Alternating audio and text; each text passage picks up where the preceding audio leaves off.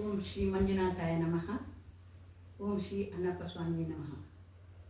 ಪೂಜ್ಯ ಕಾವಂದರು ಮತ್ತು ಅಮ್ಮನವರನ್ನು ಈ ಸಂದರ್ಭದಲ್ಲಿ ನೆನೆಸ್ತಾ, ಈ ಸಂದರ್ಭದಲ್ಲಿ ನಾನು ಕಳೆದ 12-13 ವರ್ಷಗಳಿಂದ ನಡೀತಾ ಇರುವ ವಿದ್ಯಮಾನಗಳನ್ನೆಲ್ಲ ನೆಂದು ಇದೊಂದು ಕೆಲವು ಮಾತುಗಳನ್ನು ಹೇಳಬೇಕು ಅಂತ ಅನ್ನಿಸಿ ಈ ಮಾತುಗಳನ್ನು ಹೇಳ್ತಾ ಇದ್ದೇನೆ.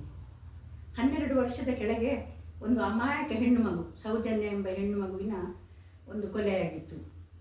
ಆ ಸಂದರ್ಭದಲ್ಲಿ ನಾನು ಒಂದು ಪಕ್ಷದ ಮುಖ್ಯಸ್ಥಳಾಗಿದ್ದುಕೊಂಡು ಆ ಎಲ್ಲ ವಿದ್ಯಮಾನಗಳಲ್ಲಿ ಆಗ್ತಾ ಇದ್ದ ವಿದ್ಯಮಾನಗಳಲ್ಲಿ ನಾನು ಕೂಡ ಭಾಗವಹಿಸಿದ್ದೆ.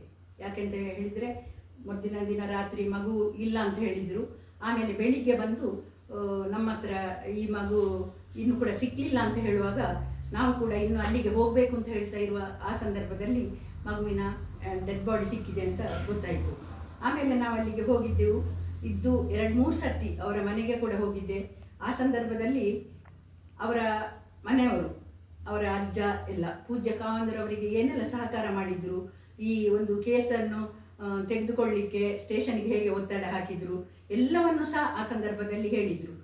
ಆಮೇಲೆ ಅವರ ತಾಯಿ ಕೂಡ ಒಂದು ದುಃಖದ ತಪ್ತ ತಾಯಿ ಹೇಗೆ ವರ್ತಿಸಬೇಕು ಆ ರೀತಿ ಆ ದಿನಗಳಲ್ಲಿ ವರ್ತಿಸಿ ನಮಗೆ ಒಂದು ಹೇಗೆ ನ್ಯಾಯ ಸಿಗ್ತದೆ ಅಂತ ಹೇಳುವ ರೀತಿಯಲ್ಲಿ ಹೇಳಿದರು. ಆ ಸಂದರ್ಭದಲ್ಲಿ ನಾವು ನಮ್ಮ ಕುಶಲಪ್ಪ ಗೌಡ್ರವರೆಲ್ಲ ಇದ್ದರು.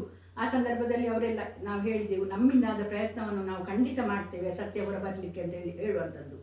ಆ ಸಂದರ್ಭದಲ್ಲಿ ಆಮೇಲೆ ಅಶೋಕ್ ಅವರನ್ನು ನಮ್ಮ ಪೂಜ್ಯ ಕಾವಂದರೇ ಫೋನ್ ಮಾಡಿದರು, ನಮ್ಮ ಧರ್ಮಸ್ಥಳಕ್ಕೆ ಕರೆಸಿದ್ರು.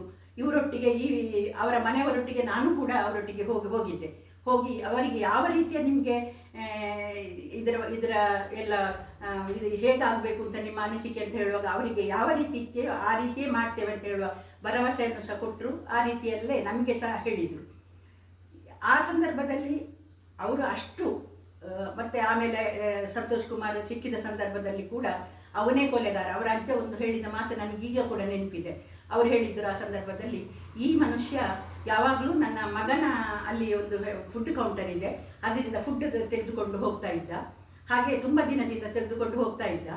ಆ ಕೊಲೆಯಾದ ದಿನ 2 ಫುಡ್ ಪ್ಯಾಕೆಟ್ ತೆಗೆದುಕೊಂಡು ಹೋಗಿದ್ದಾನೆ ಅಂತ ಹೇಳುವ ಮಾತನ್ನು ಅವನ ಅಜ್ಜ ಆ ಸಂದರ್ಭದಲ್ಲಿ ಹೇಳಿದ್ದಾರೆ.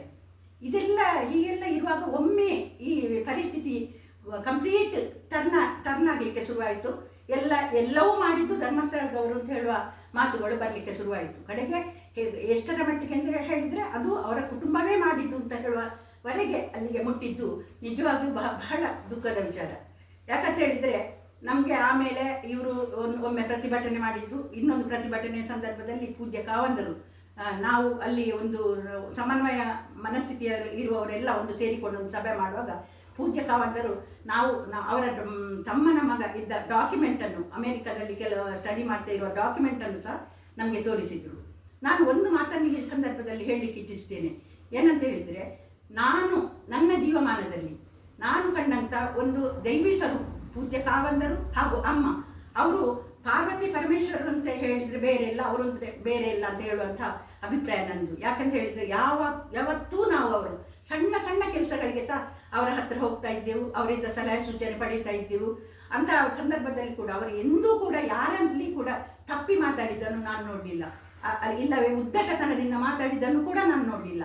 ಅಂಥ ಕಾವಂದರನ್ನು ಕಡೆಗೆ ಅವರೇ ಸುಳ್ಳು, ಅವರ ಕುಟುಂಬವೇ ಸುಳ್ಳು, ಅವರ ಎಲ್ಲ ಮನೆತನವೇ ಸುಳ್ಳು ಅಂತ ಹೇಳುವ ರೀತಿಯಲ್ಲಿ ಬಿಂಬಿಸಲಿಕ್ಕೆ ಪ್ರಯತ್ನ ಪಟ್ಟಂಥದ್ದು ನೋಡಿ ನಮಗೆಲ್ಲ ತುಂಬ ಆಘಾತವಾಗಿದೆ.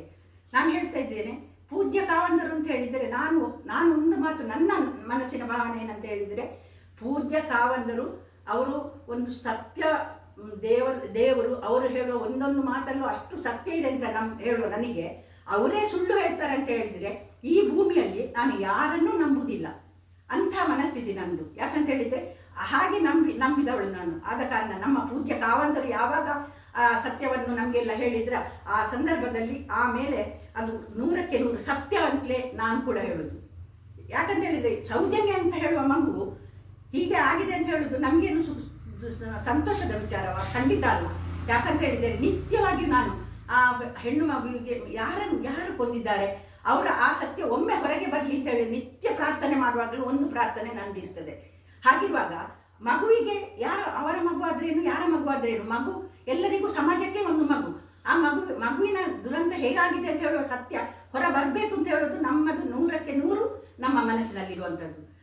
ಈ ಸಂದರ್ಭದಲ್ಲಿ ನಂದು ಒಂದು ಮನಸ್ಸಿನ ಅನಿಸಿಕೆ ಹೇಗಂತ ಹೇಳಿದರೆ, ಯಾವ ವ್ಯಕ್ತಿಯನ್ನು ಅವನು ಕೊಲೆಗಾರ ಆಗಿರ್ಬೋದು ಅಂತ ಆ ಸಂದರ್ಭದಲ್ಲಿ ಹೇಳಿದ್ದ, ಅವನ ಬ್ರೈನ್ ಮ್ಯಾಪ್ ಮಾಡಲಿಕ್ಕೆ ಯಾಕೆ ಯಾರಾದರೂ ಅಬ್ಜೆಕ್ಷನ್ ಹಾಕಬೇಕು, ಅವರದ್ದು ಮಾಡೋದು ಬೇಡ ಅಂತ ಯಾಕೆ ಹೇಳಬೇಕು?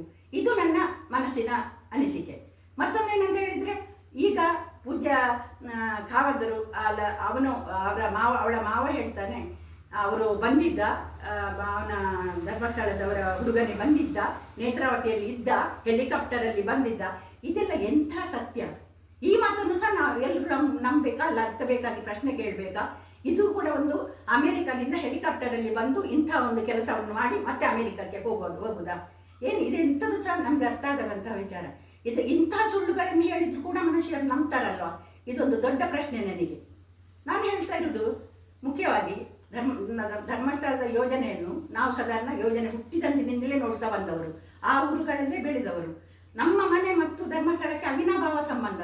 ಯಾಕಂತ ಹೇಳಿದರೆ ನಮ್ಮವರು ಅಲ್ಲಿಯ ಮನೆಯಲ್ಲಿ, ನಮ್ಮ ಬಂಟ್ರ ಮನೆಯಲ್ಲಿ ಅಲ್ಲಿ ಇರುವಂಥವ್ರು ವಿಶ್ವರಾಮ್ ಶೆಟ್ಟಿ, ಲಕ್ಕಡ್ ಶೆಟ್ಟಿ ಅಂತ ಹೇಳೋರು ನಮ್ಮ ಮಾವನವರು. ಅವರಲ್ಲಿಗೆ ಆಗಾಗ ಹೋಗ್ತಾ ಇದ್ದೆವು. ಆವಾಗ ನಮ್ಮ ಮಾವನವರ ನಮ್ಮನ್ನು ಬೂಡಿಗೆ ಸಹ ಕರ್ಕೊಂಡು ಹೋಗ್ತಿದ್ರು. ಹಾಗೆ ಹಿಂದಿನಿಂದ ಕೂಡ ಬೂಡಿಗೆ ಮತ್ತು ನಾವು ಹೋಗ್ತಾ ಬರ್ತೇವೆ ಇದ್ದ ಮನೆಯವರು. ನಮ್ಮ ಮನೆಯಲ್ಲಿ ಧರ್ಮಸ್ಥಳ ಅಂತ ಹೇಳುವ ಶಬ್ದವನ್ನು ಹೇಳಲಿಕ್ಕೆ ಸಹ ಬಿಡ್ತಿರ್ಲಿಲ್ಲ. ಅದನ್ನು ಸ್ಥಳ ಅಂತಲೇ ಹೇಳೋದು, ಧರ್ಮಸ್ಥಳ ಅಂತ ಹೇಳ್ತಿರ್ಲಿಲ್ಲ. ಯಾವುದೇ ಸತ್ಯ ನ್ಯಾಯ ಧರ್ಮ ಅಂತ ಹೇಳಿದರೆ ಯಾರನ್ನಾದರೂ ಧರ್ಮಸ್ಥಳಕ್ಕೆ ಹೇಳ್ತೇನೆ ಅಂತ ಹೇಳಿದರೆ ಅದು ದೊಡ್ಡ ಸಂಗತಿ ಆಗ್ತಾ ಇದ್ದಂಥ ಕಾಲ ಅದು. ಅಂಥ ದೇವರು ಇರುವ ಸ್ಥಳ